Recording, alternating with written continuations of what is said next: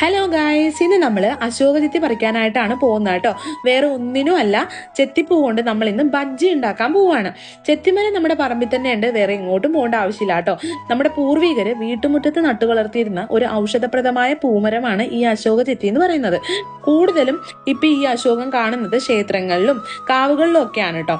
അശോക ചെത്തിയുടെ തൊലിയും പൂവും വേരും ഒക്കെ ഔഷധമായിട്ട് ഉപയോഗിക്കാറുണ്ട് കേട്ടോ. യൂട്രസ് സംബന്ധമായ രോഗങ്ങൾക്കൊക്കെ അശോക ചെത്തി വളരെ നല്ലൊരു ഔഷധമാണ്. എൻ്റെ അമ്മുമ്മ പറഞ്ഞിട്ടുള്ള അറിവാണ് കേട്ടോ. അപ്പോൾ അമ്മുമ്മ പണ്ട് പൂവെല്ലാം പറിച്ചിട്ട് ഇത് നല്ല ഉപ്പൊക്കെ പുരട്ടി വെയിലത്ത് വെച്ച് ഉണക്കി അത് നമ്മൾ കൊണ്ടാട്ടമായിട്ടും യൂസ് ചെയ്യാറുണ്ടായിരുന്നു കേട്ടോ. അപ്പൊ ദേ നമ്മുടെ ബജ്ജിക്ക് വേണ്ടിയിട്ട് പൂവെല്ലാം കഴുകി എടുത്തിട്ടുണ്ട്.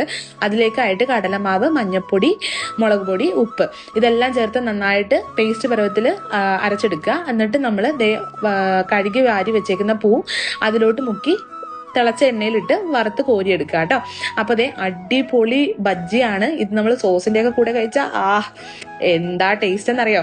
അപ്പോൾ ഒന്ന് എല്ലാവരും ട്രൈ ചെയ്ത് നോക്കണം. അതുപോലെ അശോക ചെത്തി വീട്ടിലുള്ളവർ നമ്മുടെ വീഡിയോന്റെ താഴെ കമന്റ് ഇടാൻ മറക്കരുത് കേട്ടോ. പിന്നെ നമ്മുടെ ഫുൾ വീഡിയോ നമ്മുടെ യൂട്യൂബ് ചാനലിലുണ്ട്. അപ്പൊ അടുത്ത വീഡിയോ ആയിട്ട് കാണുന്നവരെ ടാറ്റാ ബൈ ബൈ.